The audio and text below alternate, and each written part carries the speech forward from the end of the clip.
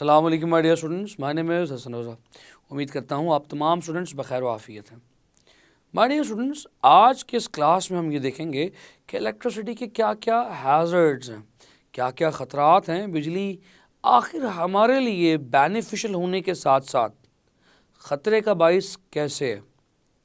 My dear students, इन ख़तरात से निपटने के लिए हमें क्या क्या प्रिकॉशंस यूज़ करनी चाहिए और प्रिकॉशंस किस कदर हमारे घरों में इस्तेमाल होनी चाहिए, इन तमाम बातों को मैं आपके साथ शेयर करूंगा आज के इस लेक्चर में। माय डियर स्टूडेंट्स, चलिए बगैर किसी तखीर के चलते हैं अपने लेक्चर की तरफ। माय डियर स्टूडेंट्स, इलेक्ट्रिसिटी हमारे लिए बहुत ज़्यादा हेल्पफुल तो है, यानी इलेक्ट्रिसिटी के बगैर आप अपनी लाइफ एक दिन भी इमेजिन नहीं कर सकते स्टूडेंट्स। लेकिन ये इलेक्ट्रिसिटी हमारे लिए बहुत ज़्यादा हैज़र्डियस भी है, हमारे लिए बहुत ज़्यादा ख़तरे का बाइस भी बन सकती है अगर हमारी बॉडी में से गुजर जाए। आप इमेजिन कीजिए कि 0.001 एम्पेयर का करंट, सिर्फ 1 मिली एम्पेयर का करंट हमारी बॉडी फील कर सकती है। और माय डियर स्टूडेंट्स, 0.005 यानी 5 मिली एम्पेयर्स का करंट हमारी बॉडी के लिए पेनफुल हो सकता है। यानी ये वो करंट है जो हमारी बॉडी में से अगर गुजर जाए तो हमारे लिए अच्छी खासी तकलीफ़ का बाइस बनेगा। माय डियर स्टूडेंट्स, अगर ये 0.01 एम्पेयर्स का यानी 10 मिली एम्पेयर्स का करंट अगर हो तो ये हमारे बहुत सारे मसल्स को काम करने से रोक सकता है, यानी हमारे मसल्स की स्टिफनेस का बाइस बन सकता है, मसल्स को डैमेज कर सकता है। माय डियर स्टूडेंट्स, अगर 0.07 या 70 मिली एम्पेयर्स का करंट, सिर्फ 70 मिली एम्पेयर्स का करंट अगर हमारी बॉडी से पास कर जाए तो it can cause cardiac arrest, ये हमारे दिल की धड़कन को बंद कर सकता है और मौत का बाइस भी बन सकता है। तो आप अंदाज़ा कर सकते हैं कि ये थोड़ा सा करंट भी मौत का सबब बन सकता है अगर ये ह्यूमन बॉडी से पास कर जाए। और ऐसे वाक़यात हो सकते हैं अगर आप चंद चीज़ों का ख्याल ना करें। उन चंद चीज़ों में से कौन सी चीज़ें इंपॉर्टेंट हैं जिन्हें हम हैज़र्ड्स ऑफ इलेक्ट्रिसिटी में पढ़ेंगे। इलेक्ट्रिसिटी के हैज़र्ड्स का मतलब है इलेक्ट्रिसिटी से पैदा होने वाले ख़तरात। तो माय डियर स्टूडेंट्स, सबसे पहला ख़तरा जो इलेक्ट्रिसिटी से पैदा हो सकता है वो है इंसुलेशन डैमेज का। स्टूडेंट्स, इलेक्ट्रिसिटी के लिए जो वायर्स यूज़ की जाती हैं वो आमतौर पे कॉपर की यूज़ की जाती हैं। उन कॉपर वायर्स को ऐसे ही नेकेड नहीं रखा जाता कि उनमें से इलेक्ट्रिसिटी पास कर रही है और उनके आसपास अगर बच्चे खेल रहे हैं या लोग काम कर रहे हैं तो कोई बात नहीं, अगर कोई उसे जाके पकड़ भी लेगा तो कोई बात नहीं। ऐसा नहीं है डियर स्टूडेंट्स, इन वायर्स को प्रॉपरली कवर किया जाता है। इन वायर्स के ऊपर इंसुलेशन चढ़ाई जाती है ताकि अगर ये किसी ह्यूमन बॉडी के साथ इन कांटेक्ट आ भी जाए तो सर्किट कंप्लीट होने पर ये करंट ह्यूमन बॉडी में से पास ना करे और ह्यूमन बॉडी करंट के हैज़र्डियस इफेक्ट से महफूज रहे। So my dear students, insulation is very important. Insulation इस वायर से पैदा होने वाले करंट को ह्यूमन बॉडी में से जाने से भी बचाती है और अगर इंसुलेशन मौजूद है तो एक वायर अगर किसी दूसरे वायर के साथ इन कांटेक्ट आ जाएगी तो भी शॉर्ट सर्किट नहीं होगा।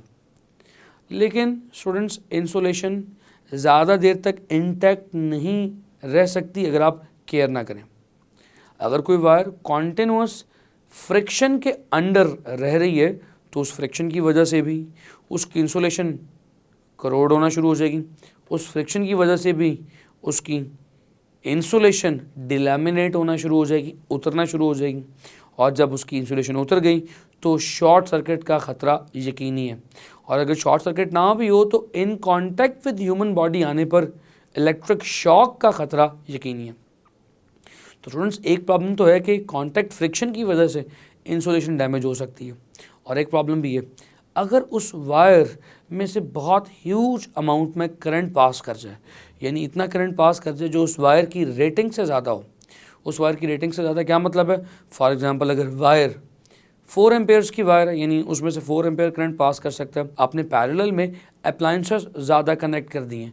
आप जानते हैं कि पैरेलल में अप्लायंसेस को कनेक्ट करने से जो इक्विवेलेंट रेजिस्टेंस है वो कम होती जाती है और current drawn by the supply वो बढ़ता जाता है।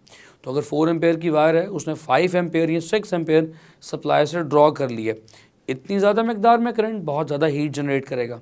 उस हीट से हो सकता है इंसुलेशन मेल्ट कर जाए और अगर इंसुलेशन मेल्ट हो गई तो इंसुलेशन डैमेज हो जाएगी, यानी वायर हमारी फिर से नेकेड हो जाएगी, एक्सपोज्ड टू एनवायरनमेंट हो जाएगी, जिसकी वजह से उस वायर से इन कांटेक्ट आने पर इलेक्ट्रिक शॉक का ख़तरा भी है और साथ ही साथ शॉर्ट सर्किटिंग का ख़तरा भी मौजूद है। My dear students, short circuiting क्या है?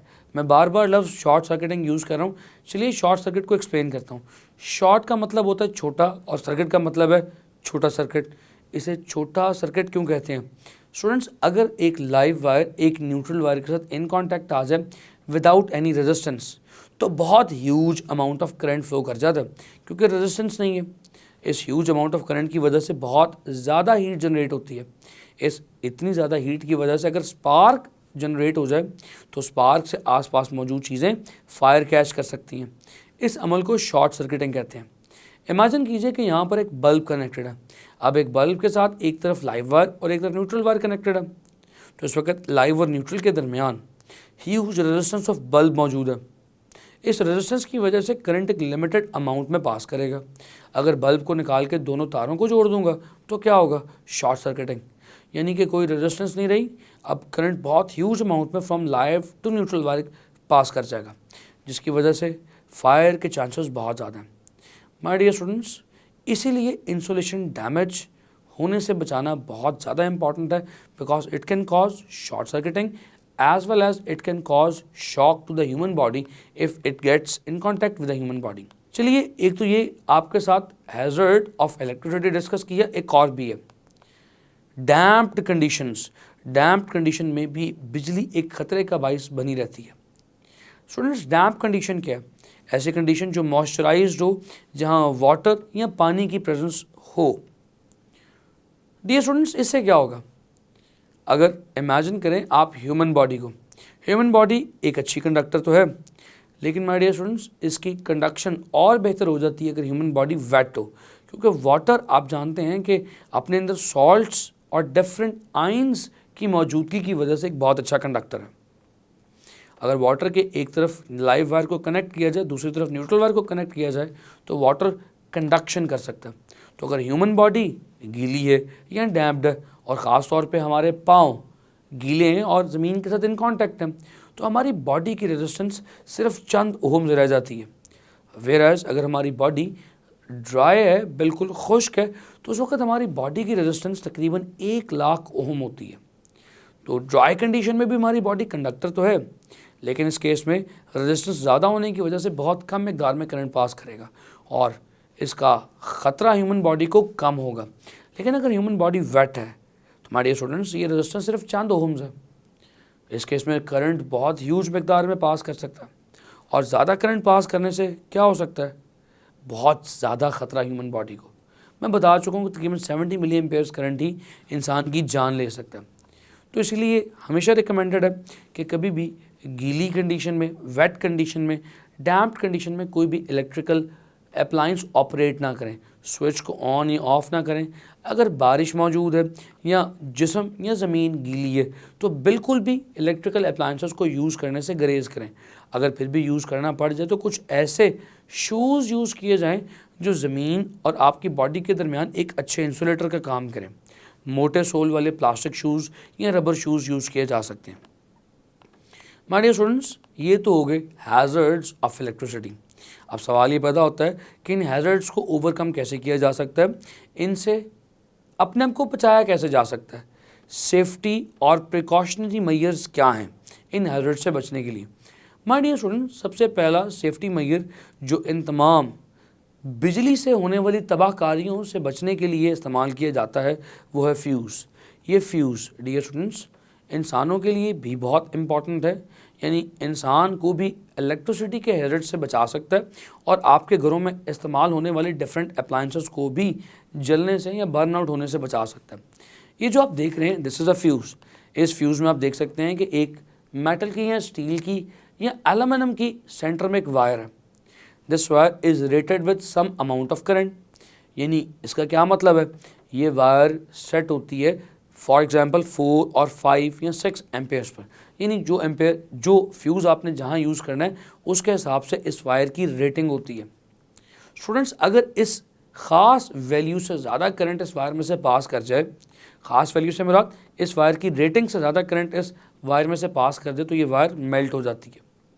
माय डियर स्टूडेंट्स, आमतौर पे फ्यूज़ यूज़ किए जाते हैं उन अप्लायंसेस के साथ जो बहुत ज़्यादा सेंसिटिव हो। रिकमेंडेड तो ये है कि फ्यूज़ हर अप्लायंस के साथ इस्तेमाल किया जाए और घर के डिस्ट्रीब्यूशन बोर्ड में भी लगाए गए हों, जैसे कि मैं आपको प्रीवियस क्लास में दिखा चुका हूँ। माय डियर स्टूडेंट्स, ये फ्यूजेस आमतौर पे उस अप्लायंस को मिलने वाले करंट की रेटिंग से थोड़ा सा हाई रखा जाए। फॉर एग्जांपल, अगर आपने एक फ्यूज़ एक एयर कंडीशनर के साथ कनेक्ट किया हुआ है, एयर कंडीशनर के लिए जो रेटिंग है फॉर एग्जांपल वो 4 एम्पेयर्स है, तो आपका फ्यूज़ 4.5 या 4.6 एम्पेयर्स का होना चाहिए कि अगर करंट की वैल्यू 4.5 या 4.6 एम्पेयर से एक्सीड कर जाए तो ना तो वायर की इंसुलेशन मेल्ट हो और ना ही वो आपका appliance high amount of current की वजह से बर्न आउट हो जाए। होगा क्या, अगर करंट 4.5 या 4.6 एम्पेयर्स से एक्सीड कर जाएगा, उस करंट की वजह से ये फ्यूज़ मेल्ट हो जाएगा और फ्यूज़ के मेल्ट होने से आपका जो अप्लायंस है उसको मिलने वाला करंट डिस्कनेक्ट हो जाएगा, सर्किट ओपन हो जाएगा, सर्किट डिसकंटिन्यू हो जाएगा, जिसकी वजह से आपका अप्लायंस भी एक्सेस अमाउंट ऑफ करंट से सेफ हो जाएगा।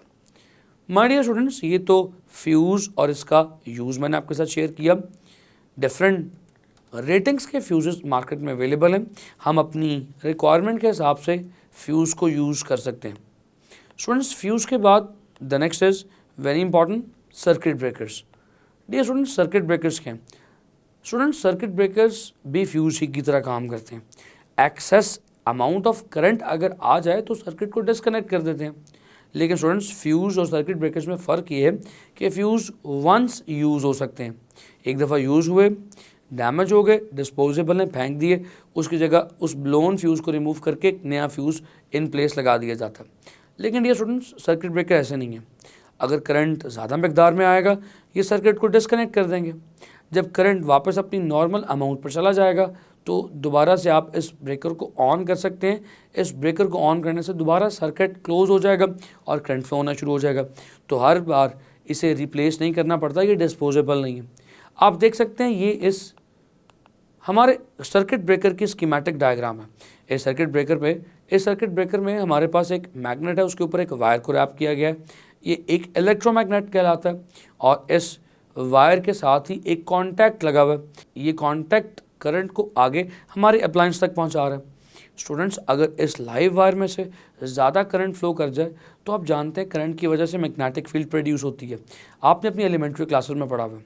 तो इस एक्सेस अमाउंट ऑफ करंट की वजह से पैदा होने वाली मैग्नेटिक फील्ड इस कॉन्टैक्ट को अपनी तरफ अट्रैक्ट करते हुए डिसकंटिन्यू करवा देगी, जिसकी वजह से ये कॉन्टैक्ट अब वायर के साथ नहीं रहेगा और सर्किट में करंट फ्लो नहीं करेगा। सर्किट डिसकंटिन्यू हो चुका है, सर्किट अब इन कॉन्टैक्ट नहीं रहा।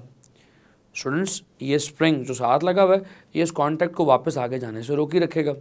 जब तक करंट एक्सीड रहेगा अपनी अमाउंट से, आप इस सर्किट ब्रेकर को ऑफ रखेंगे। जब करंट वापस अपनी सही लेवल पर, सही मिकदार पर, सही अमाउंट पर वापस आ जाए तो आप इस सर्किट ब्रेकर को ऑन कर सकते हैं दोबारा से। इस वायर को जो कि इन कॉन्टैक्ट विद इलेक्ट्रोमैग्नेट आ चुकी है, इस स्प्रिंग को पीछे करके वापस कॉन्टैक्ट के साथ ज्वाइन करके सर्किट को दोबारा से कंटिन्यू कर सकते हैं। सो माय डियर स्टूडेंट्स, ये सर्किट ब्रेकर भी फ्यूज़ ही की तरह काम करते हैं, आपने देख लिया। Now there comes the earth wire. Earth wire का क्या फंक्शन है?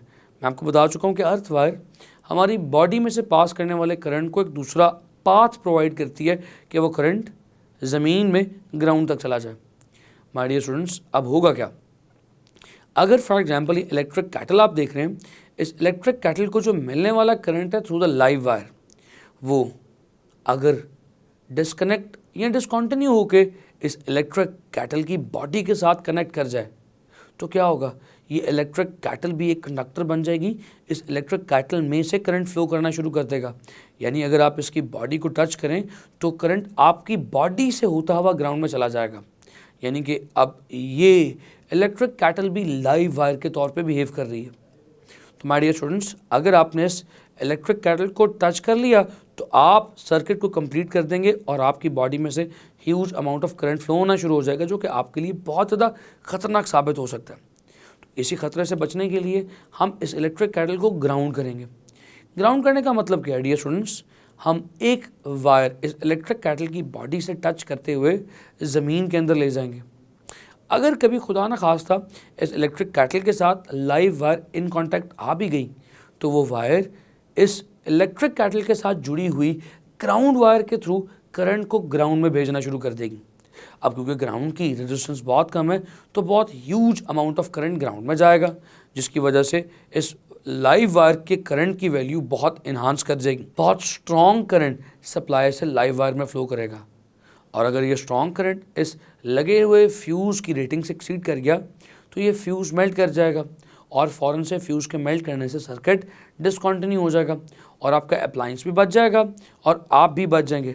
आप उस फ्यूज़ को रिप्लेस करें, लाइव वायर को दोबारा से मेंटेन करें, उसकी करेक्शन करें और फिर से कैटल को यूज़ कर लें। So that is why earth wires और ground wires are very important.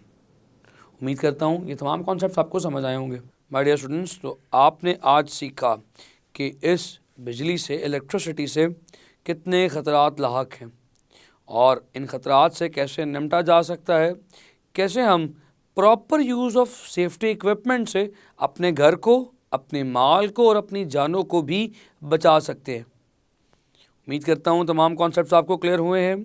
ये चैप्टर हमने ख़त्म कर लिया है। इस चैप्टर के बाद अब अगली बार आपके साथ बात होगी मल्टीपल चॉइस क्वेश्चन पे, रिव्यू क्वेश्चंस में और कॉन्सेप्चुअल क्वेश्चंस में और in the end numerical problems में।